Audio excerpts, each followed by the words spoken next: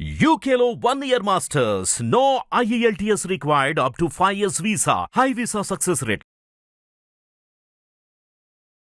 ఇప్పుడు నువ్వు చేయాల్సిన పని ఏంటంటే ఏ గవర్నమెంట్ డాక్యుమెంట్ కోసం నువ్వు అంటున్నావో అతను పేపర్ చింపేసినా నీకు వచ్చిన లాస్ ఏమీ లేదు.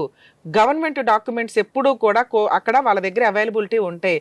ఒకవేళ మనకి ఇచ్చారు, మనం వెళ్తున్నా ఏ బస్సులోనో పోయినాయి, డూప్లికేట్ కాపీస్ కోసం అప్లై చేసుకునే రైట్స్ మనకుంటాయి.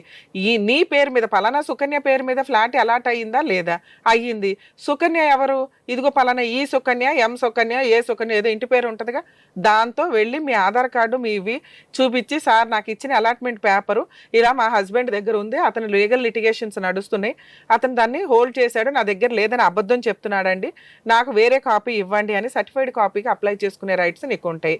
మీ ఆయన ఆ పేపర్ చింపేస్తే నువ్వు ఎవిడెన్స్ ఇలా అప్లై చేసుకున్నప్పుడు నిజంగా పేపర్ ఉంచుకొని నువ్వు అతని మీద ఎలిగేషన్స్ వేయవుగా. అతని దగ్గర ఉంది కాబట్టి నువ్వు సర్టిఫైడ్ కాపీకి అప్లై చేసినట్టు లెక్క. నువ్వు ఏదైనా కేసులు ఫైల్ చేసినప్పుడు అది చాలా స్ట్రాంగ్ పాయింట్ అవుతుంది. నెక్స్ట్ మీ ఆయన అది ఎవరికైనా అమ్మేస్తాను అంటున్నాడు. అలా ఒక సుకన్య పేరు మీద అలాట్ అయిన ప్రాపర్టీని వేరే వాళ్ళకి అమ్మడం కుదరదు. గవర్నమెంట్ ప్రాపర్టీస్ ఎప్పుడు కూడా వాళ్ళు మధ్య మధ్యలో సర్వేలకు వస్తూ ఉంటారమ్మా. ఈ ప్రాపర్టీలో సుకన్యనే ఉంటుందా లేదా, లేదా సుకన్యకి సంబంధించిన వ్యక్తులు ఉంటున్నారా లేదా, ఇది వేరే వాళ్ళకి అమ్మేశారా, నువ్వు అమ్మేయడానికి కుదరదు, మీ ఆయన అమ్మడానికి కుదరదు. గుర్తుపెట్టుకోండి, అది ఎవడో కొనడు, ఒకవేళ అలా కొన్నా అది చెల్లదు. నువ్వు దాని మీద లీగల్ యాక్షన్ తీసుకునే రైట్స్ ఉంటాయి. సో ఆ మాట అబద్ధం, అది జరిగే పని కాదు. పేపర్ చింపేస్తాడా, చింపుకోమను. నువ్వు ఆల్రెడీ గవర్నమెంట్ దగ్గరికి వెళ్ళి నీకు ఎవరైతే అలాట్ చేయడానికి తిరుగుంటావు కదా, నీకేమో ఇంట్లో కూర్చోగానే వాళ్ళు వచ్చి ఇవ్వాల, పోనీ ఇచ్చిన వ్యక్తి ఎవరో తెలుసు కదా, ఆ వ్యక్తుల ద్వారా, ఆ రిప్రజెంటేటివ్ ద్వారా ట్రై చేయండి, మీకు సర్టిఫైడ్ కాపీ దొరికిద్ది. 3, సామాన్ ఏవైతే అడిగావో ఇప్పటికే 4 years అయిపోయింది, వాటిని ఏం సర్వనాశనం చేశాడో తెలియదు. ఆ 10,000 50,000 రూపాయల సామాను కోసం వాడికి ఇప్పటికే 1,00,000 రూపాయల దాకా పంపించావు, 1,00,000 పంపించావు, 2 లక్షలు పంపించావు. దానికంటే నీకు కొత్త సామాను వస్తాయి. వాటి కోసం నువ్వు మళ్ళీ అడగడం దండగ.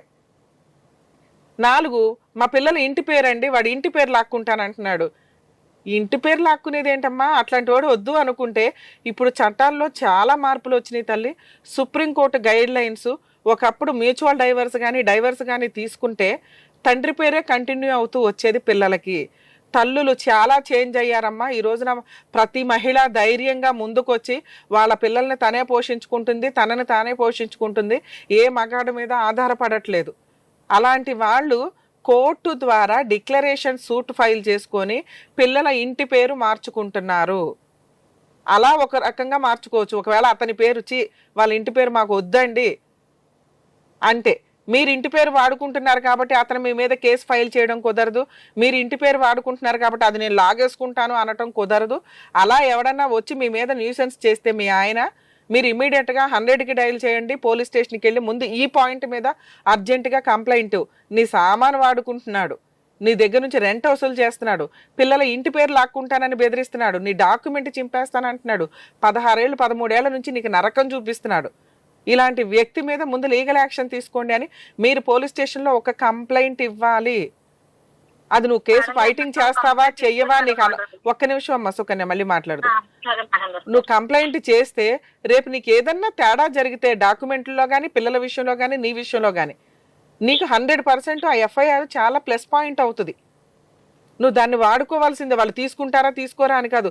ఏ మహిళ అన్నా పోలీస్ స్టేషన్కి వెళ్ళి నేను బాధితురాలనండి అంటే పోలీసులు కౌన్సిలింగ్ ఇచ్చి ఆ కేసులు తీసుకుంటారు, నిజాలు తెలుసుకొని తీసుకోవాలంతే. ఒకవేళ తీసుకోకపోతే త్రూ అడ్వకేట్ ద్వారా వెళ్ళండి. అలా నువ్వు ఒక కంప్లైంట్ ఫైల్ చేస్తే ఎందుకు మార్చాలి పిల్లల పేర్లు? నువ్వు వద్దు అనుకుంటేనే పిల్లల ఇంటి పేరు మార్చుకో. అతను భయపెడుతున్నాడని పిల్లల ఇంటి పేరు మార్చొద్దు. గుర్తుపెట్టుకో, పిల్లల హక్కు అది. ఎవరి దగ్గర ఉండాలి ఏంటి, ఎవరి దగ్గర పొజిషన్ బాగుంటుందని. ఇంటి పేరు వాళ్ళకి నచ్చింది ఉంచుకుందాం అనుకుంటున్నారు, నువ్వు ఉంచాలనుకుంటున్నావు. ఎవ్వడు ఆ ఇంటి పేరు వెనక్కి లాగలేరు. అర్థమవుతుందా? ఒక తల్లిగా నీకు ఒక్కదానికి మాత్రమే ఆ అవకాశం ఉంది. ఇట్లాంటి వెధవ ఇంటి పేరు నాకు అవసరంలా, నా పిల్లలకు అవసరంలా అనుకుంటే మీరు ఎంఆర్ఓ ఆఫీసులో ఇంటి పేరు ఇనిషియల్ మార్చుకోవడం కోసం అని చెప్పి మీరు పిటిషన్స్ ఫైల్ చేసుకోవచ్చమ్మా. లేదా కోర్టులో డిక్లరేషన్ సూట్ వేయొచ్చు. ఎప్పుడు వెయ్యాలి ఇవి? ఒకటి, అతను ఇంటి పేరు మార్చమని మీకు నోటీసులు పంపించిన, న్యూసెన్స్ చేస్తుంటే నీ దగ్గర ఎవిడెన్స్లు ఉన్నప్పుడు నువ్వు డైవర్స్ కేసు ఫైల్ చేసుకో. ఇంటి మీదకు వచ్చి నీ ఇంటి మీదకు వచ్చి అతను అలా అడగడానికి లేదు. అదంతా క్రూయాలిటీ గ్రౌండ్కి వస్తుంది. నువ్వు డైవర్స్ కేసు వేసి నువ్వు డైవర్స్ వచ్చినాక నువ్వు ఎంఆర్ఓ ఆఫీస్లో చేంజ్ చేసుకోవడానికి అవకాశం ఉంటుంది. పిల్లల ఇంటి పేరు నీ ఇంటి పేరుకి, తండ్రి ఇంటి పేరు వద్దు అనుకొని నువ్వు అనుకుంటే, నీ పిల్లలకి వాళ్ళ తండ్రి ఇంటి పేరు వద్దు అనుకుంటే, నీకు భర్త ఇంటి పేరు వద్దు అనుకుంటే నువ్వే డిసైడ్ చేసుకోవాలి. నీకు మాత్రమే హక్కులు ఉన్నాయి. ఎప్పుడు అని చెప్తున్నా, 1 కోర్టులో డిక్లరేషన్ సూట్ వేసుకోవాలి, 2 నువ్వు విడాకుల కేసు కూడా ఫైల్ చేసుకో. సుకన్య గారు, ఇప్పుడు మీరు డెసిషన్ తీసుకున్నప్పుడు మాత్రమే పిల్లల ఇంటి పేరు మార్చుకోండి అమ్మా. ఇప్పుడు నేను చెప్పిన విధంగా మీరు ఇట్లాంటి వ్యక్తి వద్దు అనుకుంటే ఆ మెసేజ్లు అవన్నీ స్క్రీన్ షాట్లు తీసుకోండి, పోలీస్ స్టేషన్కి వెళ్ళండి, కంప్లైంట్ ఫైల్ చేయండి, అడ్వకేట్ దగ్గరికి వెళ్ళండి, డైవర్స్ కేసు ఫైల్ చేయండి, అలాంగ్ విత్ చైల్డ్ కస్టడీ, పిల్లల కస్టడీ మీ దగ్గరే ఉండాలి అని. అలాగే ఇనీషియల్ చేంజ్ చేయమని కూడా అడిగే రైట్స్ మీకున్నాయి. కోర్టులోనే మీకు 3 కేసులు కలిపి ఒకే కేసు కింద డిక్లేర్ అయిపోద్ది. అయినా మీకు మెసేజ్లు వస్తుంటే మళ్ళీ కంప్లైంట్ ఇవ్వండి 100కి డైల్ చేసి. ఇంటి మీదకి వచ్చి న్యూసెన్స్ చేస్తున్నాకు అని ఇంతే. ఇక టీవీ షోకి పిలిచేసి ఇమీడియట్గా సెటిల్మెంట్ చేయడం అనేది ఆల్రెడీ ముదిరిపోయిన వ్యక్తి కదమ్మా, ఆ బూతుల పంచాయతీ మేము వెళ్ళాం. మీరు లీగల్గా ఇలా వాత పెడితే అతను మీ ఇంటికి రాడు, నీ జోలికి నీ పిల్లల జోలికి రాడు. ఇంటి పేరు మార్చాలా వద్దా అనేది నీ ఇష్టం మాత్రమే. ప్రాపర్టీకి సంబంధించిన డాక్యుమెంటు మీరు కోర్టులో కేసు వేసినప్పుడు చచ్చినట్టు వాడే తీసుకొచ్చిస్తాడు. ఇవ్వకపోతే మీరే గవర్నమెంట్ దగ్గర నుంచి అప్లై చేసుకొని తీసుకోవచ్చు. లేదా కోర్టు కూడా ఈ సుకన్యకి ఇట్లా అలాట్ అయింది, గవర్నమెంట్ అధికారులు ఆ డాక్యుమెంట్ తీసుకొచ్చి ఇవ్వండి అని డైరెక్షన్ కూడా ఇస్తారు మీరు అడిగితే. సో ఇవన్నీ మీ లాయర్ చూసుకుంటారమ్మా. Divorce case, document recovery, police స్టేషన్లో ప్రొటెక్షన్, ఈ 3 వేసుకొని రిలాక్స్గా కూర్చో. అట్లాంటి వ్యక్తికి జరగాల్సిన పనిష్మెంట్ జరుగుతూ వెళ్తూ ఉంటుంది. ఇన్ని చేస్తున్నా ఒక్క కంప్లైంట్ ఫైల్ చేయలేవా? ఓ మంచి లాయర్ దగ్గరికి వెళ్ళి ఇట్లా ప్రొసీడ్ అయిపోయినా. మేడం గారు, నేను ఆల్రెడీ పోలీస్ కంప్లైంట్ ఇచ్చాను మేడం గారు, 2-3 టైమ్స్ ఇచ్చాను మేడం గారు. పోలీసులు 2-3 అదే నేను పోలీస్ కంప్లైంట్ ఇచ్చాను. ఊర్లో గ్రామ పంచాయతీలోని కూడా పెట్టాను మేడం గారు. కౌన్సిలర్లు వాళ్ళందరూ మాట్లాడారు మేడం గారు, కానీ వాళ్ళ మాటలు కేర్ చేయలేదు.